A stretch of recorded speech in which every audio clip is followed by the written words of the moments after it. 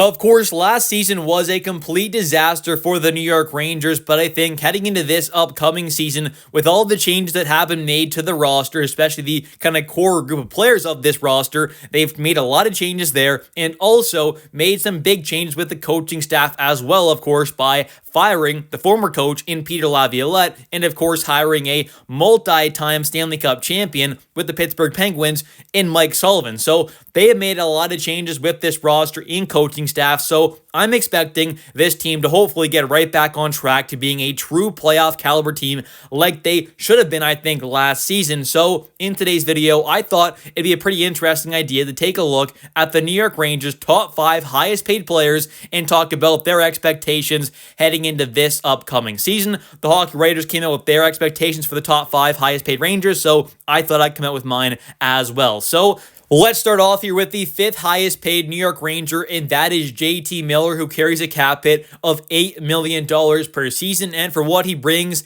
that is not bad at all. This is a player capable of putting up over 90 points while being a good two-way centerman. He can be on the power play. He can kill penalties. He brings a good kind of toughness and physicality and energy to the game as well, which I think was something the Rangers have lacked a lot in the past. So adding in a guy like that who is just an all-around complete player, but also has that kind of high-end offensive game, I think is pretty incredible there.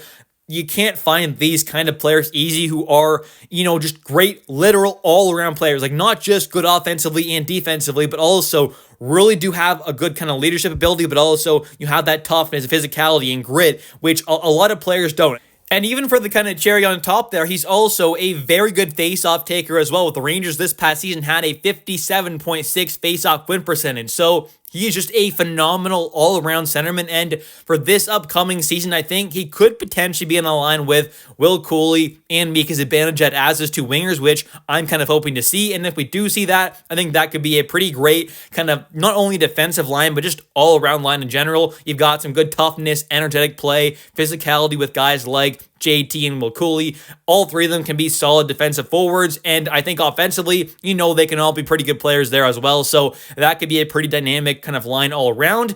And I think JT potentially could put up upwards of, like I said, above 90 points. That is definitely a possibility if he does play the full season, which for the most part, he has been, fairly healthy, which is obviously another pretty great thing about JT. And for my expectations, I'm just kind of hoping once again, he'll be able to be a, great offensive threat. So something around that kind of 85 to 90 point mark. And of course, I'm hoping and expecting he'll continue with that great defensive play as well, but also will continue with that amazing physicality and grit and toughness that he also plays with as well. And next up here is Mika Zibanejad, who has a cap hit of $8.5 million per season. And I think, of course, he's not quite earning that money. That's pretty clear. Over the last few seasons, he hasn't quite done that. But I think going forward, if we can keep him on wing, which I am kind of expecting he will be put on the wing there once again, just like he was to finish last season there in that kind of almost second half of the season where he was about a point per game compared to where he's about like half a point per game on center and also was a bit of a liability defensively. So I think he was drastically better once he made that switch to wing. The offensive numbers proved that statistically, and also he was just not being as much of a liability defensively. So I think he clearly got better defensively and just in his all-around game once he made that switch over to wing compared to center. So personally, I am definitely expecting him to be put on wing to begin this upcoming season. I think that's the best way to get the most out of Mika with where he's at right now in his career. And I think for my expectations offensively, I'm kind of hoping for if he does, play that kind of full season there on a wing, on a line, maybe alongside guys like I was kind of talking about, like a Will Cooley and JT Miller, and he's getting those top 6 minutes there and still getting some power play time.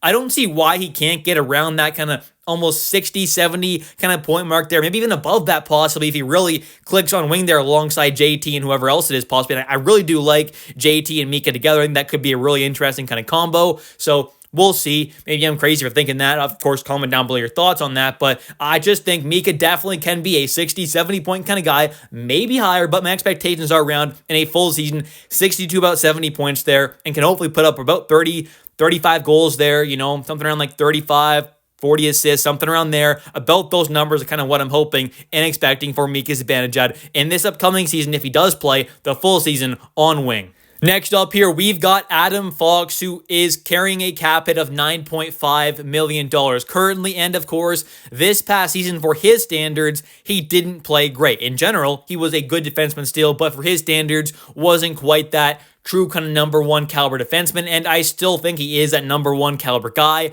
I still think overall, if you take a look back for the past kind of 5-6 years or so now, I definitely would have him in that top 5 overall, not just counting this past season. Of course, he was not a top 5 caliber defenseman, but if you're taking a look at the last kind of 4, 5, 6 years, he is undoubtedly in the top 5. If you're talking about just kind of overall play throughout all those seasons, including the playoffs, he is undoubtedly in the top 5, kind of power rankings wise, over the last kind of 5 or 6 seasons among all NHL defensemen. And I understand why fans, may think he's not like that top 3 guy, or maybe isn't quite that true kind of Norris winning kind of guy anymore, but he still is a very good defenseman. Even if you don't think he can still win a Norris trophy, he's still a good top pairing caliber defenseman. So I think he does get a little too much hate for kind of how good he actually is. I still think he is for sure 100% a top 10 defenseman in the entire NHL. And yes, this past season was not great, and obviously, for his standards, it wasn't good, but he still was 12th in Norris voting and was still, one of the better defensemen in the entire NHL. And for his standards, it was pretty terrible. And for the entire Rangers team as a whole, it was quite awful. So I think he gets a little too much hate there. And personally, I still think he is one of the kind of better defensemen in the entire league. I think he's a number one caliber guy still. Maybe ends up winning another Norris in his career. We'll have to wait and see. He'll have to kind of take another step up if he wants to do that, of course, to get on the level of guys like, Makar and Quinn Hughes, I guess, now. But I still think he is one of the top guys. And yes, this past season was not great, but he still is a phenomenal top pairing caliber defenseman. And I think for my expectations for his point total for this upcoming season, though, my guess would be something around that kind of 70-point mark once again. He's been kind of around there for the most part over the last kind of 4 seasons, and, I would guess something around like 10 or 12 goals, something around about 60 assists seems quite reasonable for Foxy, and of course, I also expect to continue up with that, good defensive play. He may not be like the best shutdown defenseman in the entire league, but he is a good, well above average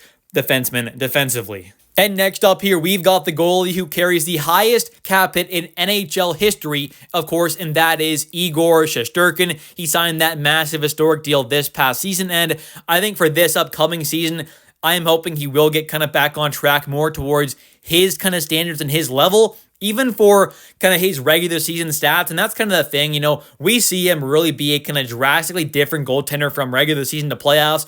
Other than that one Vezina winning season back in 21-22, other than that, we haven't really seen him be that truly like top 3 kind of elite goaltender in the regular season. But come playoff time, of course, in past playoff runs, we have seen him be that elite guy. So I think that's kind of something where I really want to see him get back towards those kind of elite regular season numbers as well, of course. Now, although the basic kind of save percentage and, goals against average kind of basic goalie stats there, they didn't look incredible, but his advanced numbers did look a lot better. So I think Igor didn't have maybe as bad of a season as some people may think if you just look at those kind of basic numbers. And for me, one of the biggest problems with the New York Rangers last season was the absolute just kind of terrible defensive play that really did not help out Igor at all. So I think with the new coach coming in there, with a new defensive system, and also, of course, with some major additions and subtractions defensively as well, you got rid of a guy like Keandre Miller, who was a liability defensively at moments, and you add in a guy like of course, Vladislav Gavrikov, who is a true kind of, I think, top pairing kind of defenseman, who's a real kind of shutdown caliber guy to go alongside Foxy, who will be his by far kind of best partner he's ever had before. I think it could be a real difference maker for this Rangers team defensively. So I think overall this Rangers team should be a whole lot better, but defensively they should be much improved. So if they are, the numbers for Igor should be a lot better. So my expectations are something around, I would say like a 915, 916 save percentage, something around there is kind of what I'm expecting out of Igor.